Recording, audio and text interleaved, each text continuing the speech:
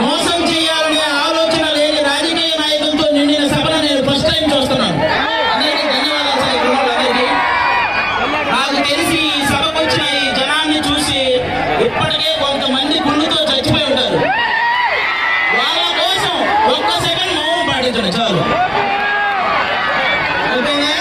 పవన్ కళ్యాణ్ గారు ఈ ప్రపంచంలో ఎలాంటి పదవైనా కొన్ని సంవత్సరాలు కష్టపడితే దక్కుద్ది. కానీ పవన్ కళ్యాణ్ అనే పదవి దక్కించుకోవడం ఎవరి వల్ల కాదు. ఆయన స్థాయి వేరు, ఆ స్థానం వేరు. సినిమా వాడిగా మాట్లాడడానికి ఇక్కడ రాలేదు. జనసేన సిద్ధాంతాలు నచ్చి ఆ పార్టీలో నేను కూడా ఒక అభ్యర్థిలాగా మాట్లాడడానికి వచ్చాను ఈరోజు. ఇక్కడికి వచ్చిన ఎవరైనా సరే మందు బాటిళ్ల మీదో బిర్యానీ ప్యాకెట్ల మీదో ఆశ కలిగి వచ్చిన వాళ్ళు కాదు. వాళ్ళ భవిష్యత్తు మీద భయం కలిగి వచ్చారు. పవన్ కళ్యాణ్ గారి మీద నమ్మకంతో వచ్చారు. మీ నమ్మకాన్ని 100% ఒమ్ము చేయకుండా న్యాయం చేసే బాధ్యత పవన్ కళ్యాణ్ గారిది. ఇక పవన్ కళ్యాణ్ గారిని కామన్ గా విమర్శించే కొన్ని మాటలు. 2 చోట్ల ఓడిపోయాడు. అరే ఓడిపోతేనే ఇంతమంది కష్టాలు తీర్చాడంటే గెలిస్తే వాళ్ళ కష్టం కాంపౌండ్ దాటకుండా చూసుకుంటాడు. కొల్లగొట్టడానికో ఆస్తులు కూడబెట్టడానికో సినిమాలు ఒప్పుకునే వాళ్ళని మీరు చూస్తుంటారు. కానీ కౌలు రైతుల కష్టాన్ని తీర్చడానికి సినిమా ఒప్పుకున్న హీరో పవన్ కళ్యాణ్ గారు. ఆయన ప్రజెంట్ ఆస్తి అనుకుంటుందో తెలుసా? నాకు తెలిసి ఈ స్టేజ్ మీద మిగతా నాయకుల కంటే తక్కువే ఉంటుంది. ఎందుకంటే వచ్చినట్టు పంచుకుంటూ వెళ్ళమే కానీ డబ్బులు పెంచుకుంటూ వెళ్ళే మనస్తత్వం ఆయనకు లేదు. డబ్బు మీద ఆసక్తి లేని వ్యక్తి రాజకీయాల్లోకి వస్తే ప్రభుత్వం నుంచి వచ్చే ప్రతి రూపాయి ప్రజలకే ఖర్చు పెడతాడు. అలాంటి వ్యక్తి గురించి ప్రెస్ మీట్లు పెట్టి బూతులు. ఏమయ్యా మీకు ఈ శాఖ ఆ శాఖ ఈ శాఖ ఇన్ని పేర్లు ఎందుకు? పవన్ కళ్యాణ్ గారిని తిట్టే శాఖ అని కూడా పెట్టుకోండి. పెట్టుకొని కంటిన్యూగా తిట్టండి.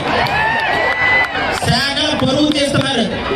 మీకు మీ శాఖ గురించి ఒక 10 నిమిషాలు చెప్పమంటే 10వ సెకండ్లో దొరికిపోతారు మీరు.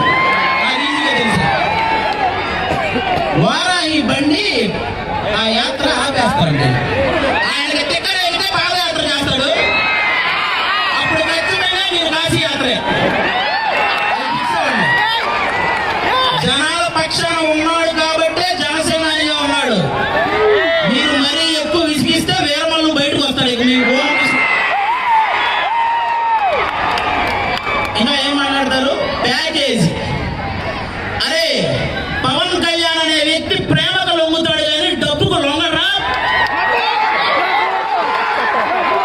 మీ ఇష్టం, మీరేమనుకుంటారు. ఇప్పుడేంటి దత్తపుత్రుడు. ఓకే, ఏ నోటితో అయితే మీరు దత్తపుత్రుడు అన్నారో అదే నోటితో అంజనీ పుత్రుడు అని అనిపించుకోకపోతే పవన్ కళ్యాణ్ గారు చూడండి, చూస్తారు. ప్రపంచంలో ప్రతి ఒక్కడు పవన్ కళ్యాణ్ గారి గురించి ఒక మాట అనేసి పాపులర్ అయిపోతామని. మీ పాపులారిటీ కోసం ఆయన పర్సనాలిటీ దెబ్బతీసేలా మాట్లాడారా? ఈసారి జనసేన కొట్టే దెబ్బకు మీ అబ్బ గుర్తొస్తాడు, చూసుకోండి. ఇప్పుడండి నిలకడలేని రాజకీయం. మీరేమో బిజినెస్లు చేసుకుంటూ రాజకీయాలు చేయొచ్చు. ఏ బిజినెస్ లో లేని ఆయన సినిమాలు చేసుకుంటూ రాజకీయాలు చేయకూడదా? ఎవరిది నిలకడలేని రాజకీయం?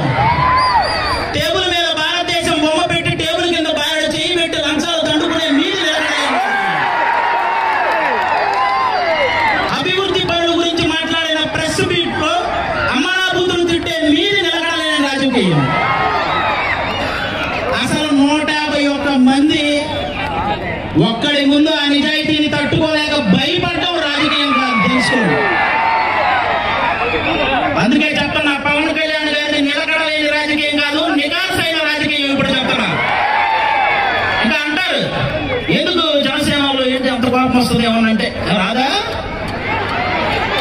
మీ ఇంటికి ఆయన పెళ్లికి వస్తే మీకు గౌరవంగా ఉంటది అనుకునే మీరు ఆయన గౌరవానికి భంగం కలిగించేలా మాట్లాడితే కోపం రాదా? ఆయనతో ఒక్క ఫోటో దిగితే ఆయనే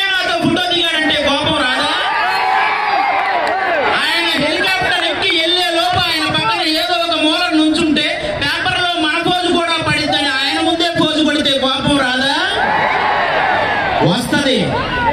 ఎస్, ఓటు హక్కు ఉన్న ప్రతి ఒక్కడికి ప్రశ్నించే హక్కు ఉంది. గెలిచిన ప్రతి నాయకుడికి సమాధానం చెప్పాల్సిన అవసరం ఉంది. అలా కాదు నేను గెలిచాను ఎక్కేస్తా తొక్కేస్తా అంటే ఇదిగో ఇలా మనసులో ఉన్నాయన్నీ దక్కేస్తా. 2024లో గాజు గ్లాస్ మీద నొక్కేస్తా.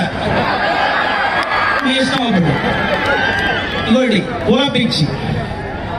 ఆయన ఒక కులాన్ని వెనకుండి నడిపే వ్యక్తి కాదు, అన్ని కులాలని ముందుండి నడిపించాలనుకునే వ్యక్తి. నన్ను కన్నా నా తల్లి మీద ఒట్టేసి చెప్తున్నా, అలాంటి నిజాయితీ గల, నిస్వార్థం గల, నీతివంతుడైన రాజకీయ నాయకుడిని మళ్ళీ మీరు చూడలేరు. నన్ను కన్నా నా కన్న తల్లి మీద ఒట్టు నేను దగ్గరగా చూశాను. కులపిచ్చి నాకు తెలిసి ఈ ఏరియా వాళ్ళకే కులపిచ్చి లేదనుకుంటా. ఎందుకంటే ఇందాక ఎవరు మీరు ఏ కులం అంటే శ్రీకాకుళం అన్నారు. మీ దగ్గర నాకు కులపిచ్చి లేదు. ఇక్కడ కూర్చున్న నాగేంద్రబాబు గారు, రామ లక్ష్మణులు లాంటి అన్నదమ్ములకి ఎవడైనా తప్పుగా మాట్లాడితే అడ్డు నిలబడే ఆంజనేయుడే మా నాగబాబు గారు. ఒక్కసారి ఆయనకి లా గురించి చాలా బాగా తెలుసు. ఎవడైనా డిస్కషన్ లో కూర్చుంటే వాడు ఏ పార్టీ వాడైనా జనసేన పార్టీలోకి మారిపోతాడు, అంత సబ్జెక్ట్ ఉంది ఆయన. నాదెండ్ల మనోహర్ గారు, ఆయన స్పీకర్ గా చేశాడు, మీ అందరికీ తెలుసు. ఆయన కూర్చోమంటే సీఎం అయినా కూర్చునేవాడు, లేవమంటే సీఎం అయినా లేవాలి. అలాంటి రాజకీయ పండితుడు పవన్ కళ్యాణ్ గారి పక్కన ఉన్నాడంటే ఆయన నిజాయితీని గమనించాడు. ఒకసారి పవన్ కళ్యాణ్ గారి నిజాయితీని గమనించండి. ఇక కార్యకర్తలు, వైసీపీ కార్యకర్తలైనా, టీడీపీ కార్యకర్తలైనా, జనసేన కార్యకర్తలైనా మీరందరూ కూడా మీరు గొడవ పడకండి నాయకుల గురించి. ఎందుకంటే రేపొద్దున మీకు ఏదైనా అయితే ఒక ఓటు పోయిందని బాధపడే నీచమైన రాజకీయం కంటే ఒక ప్రాణం పోయిందని బాధపడే పవన్ కళ్యాణ్ గారు లాంటి రాజకీయాన్ని ఈసారి మీరే చూడాలి. ప్రతి ఒక్కడికి ఒక గోల్ ఉంటుంది. అలాగే నాకు కూడా ఒక గోల్ ఉంది. పవన్ కళ్యాణ్ గారి నోటి వెంట ఈ మాట వినాలనుకుంటున్నాను. శ్రీ కొనిదెల పవన్ కళ్యాణ్ అనే నేను ఆంధ్రప్రదేశ్, ఆ తర్వాత ఏంటి అది చూడబోతున్నాను. Thank you so much. జై జనసేన, జై పవన్ కళ్యాణ్ గారు, జై హింద్. పవన్ కళ్యాణ్ గారిది ఒక్కటే విన్నపం, ఇక్కడి నుంచి ఎవరైనా వెళ్ళేటప్పుడు వాళ్ళకి చిన్న గాయం తగిలినా ఆయన మనసుకు చాలా పెద్ద గాయం తగిలిద్ది. కాబట్టి మీరందరూ జాగ్రత్త వహించి ఒక్క చిన్న గాయం కూడా చేసుకోకుండా మీ ఇంటికి మీరు వెళ్ళాలని మనస్ఫూర్తిగా కోరుకుంటున్నాను. Thank you so much. Thank you.